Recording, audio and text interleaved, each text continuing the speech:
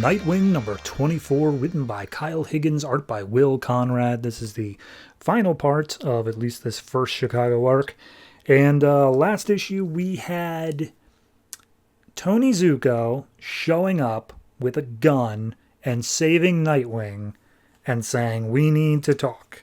So, also the mayor got taken hostage by Prankster, but like that, whatever.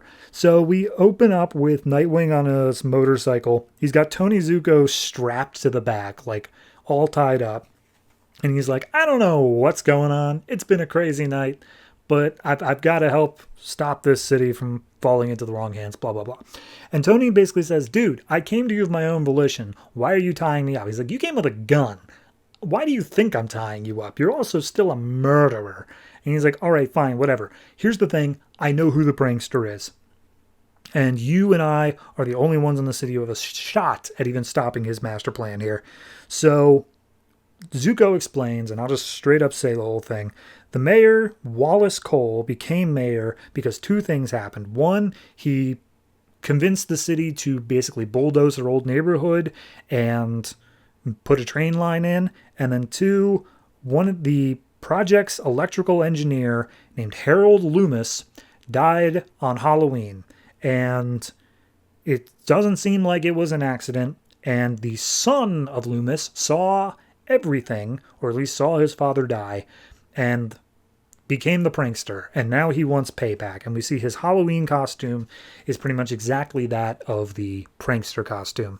So at that point, we see that William, the brother of Wallace, who took the fall for the murder, went to jail and was basically given the souvenir of the prankster mask as a reminder that, you know, prankster's coming for him and he's going to kill him.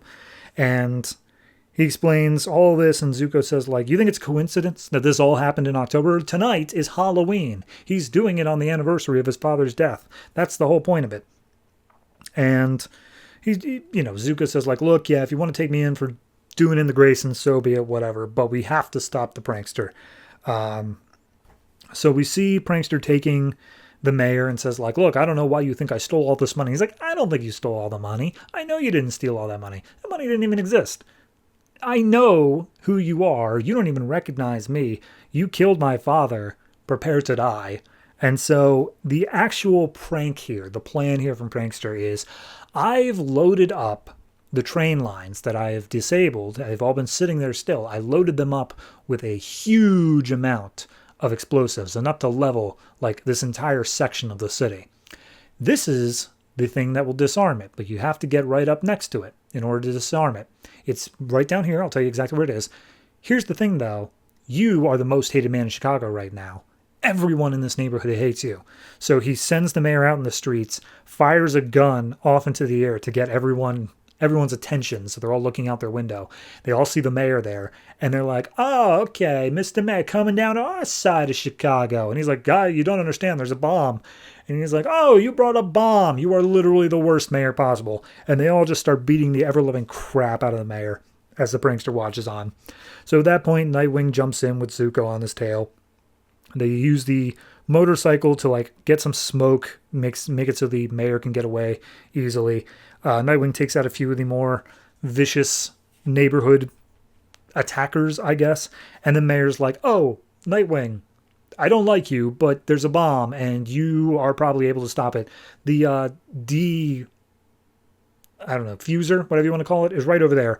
And we see it get crushed. And he's like, "Oh, of course. Yeah, great." Anyway, Zuko, take the mayor away. Get him out of here. So at that point, Prankster jumps in and he takes control of Nightwing's lenses again. And he's like, "Dude, I'm just going to do the same thing again. You haven't done anything to like prepare yourself for a rematch with me." And Nightwing's like, "You're right. I should have added a kill switch." And he presses a button on his boot and he's like, "Oh, wait, I totally did."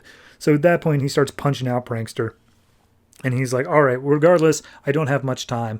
I need to get to this." So he swings down into the subway, finds the train, and he's like, "Okay, I've only got like 40 seconds until all these things explode regardless. So I need a different plan because I'm not going to be able to defuse them." And so he looks at the trail line map and he realizes that there's a bridge nearby.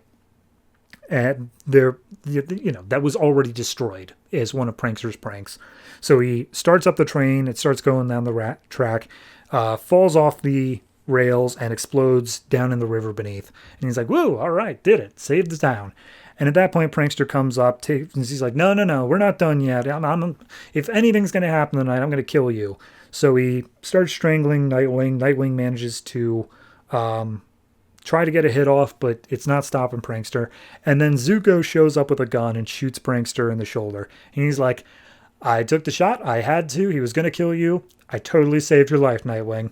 And he's like, "Yeah, okay, I think I would have gotten out of that. But regardless, thanks, I guess. He's still alive. You didn't kill him. So be it." So Zuko hands the gun over to Nightwing. He's like, it's funny how things turn out. And Nightwing swings away as the cops arrive to arrest Zuko. So Nightwing watches from above, and he's like, he didn't take the credit for saving everybody. He only took credit for saving Nightwing, the prick. But I get to watch him be brought in on handcuffs. He is brought in by the police. So why do I still feel empty? And we see back at the apartment that he's subletting, the one girl, I think her name's Joey. I could be wrong. She's like, "Oh, hey, we saw Zuko all over the news. They were saying Grayson over and over. We figured that must be the whole reason you came to Chicago. Do you feel better now?" And Dick's like, "No, not really. I don't. Why don't I feel good?" And he's like, "Well, let me tell you a little story. One time I bought leggings, and I thought I'd really like them, but I didn't. However, I did like the store I bought them from. So if it wasn't for those leggings, I wouldn't have found this great place to be in. You know?" And it's basically saying, hey, if you didn't go after Tony Zuko, you never would have come to Chicago. Don't you like it here in Chicago? And he's like, "Yeah, I guess I'll stay." So at this point, we get one little epilogue where a lawyer is talking to Zuko, still calling him his old name of Billy Lester. And he's like, "Yeah, anything you want us to do, Billy?" And he's like, "Yeah, could you tell my son that, I told the truth and that's what's important. I didn't hide behind lies." And the lawyer's like, "Ooh, yeah. Your wife took your son and they want nothing to do with you. So, yeah, you're not going to be seeing them at all." And so he freaks out because he's like, "What did you do to my kids?" And it's like, "Dude, it's their handwriting. I don't know what to tell you. They're gone now." But regardless, there are people who want to help you beat these charges and get you back to your old life. Wink. "So what do you say, Billy?" He's like, "Don't call me Billy. I'm Tony Zuko." And then the final epilogue is we get, whatever his name is, I think it's Michael. Is that right? The other roommate. Michael's talking to the detective and is saying like, "Oh yeah, what's going to happen next, Detective Maxwell?" And Maxwell's like, "Oh, there's going to be copycats, escalation, all that sort of stuff. But Chicago should not be a place where heroes are. Not anymore. Not since they got rid of them last time." And Michael's like, "Oh yeah, I used to be this huge fan of this hero named Ghostwalker, but everything else happened."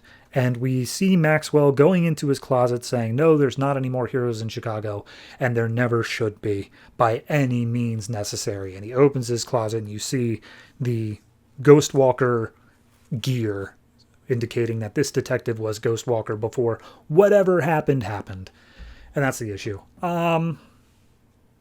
It's fine. It's good.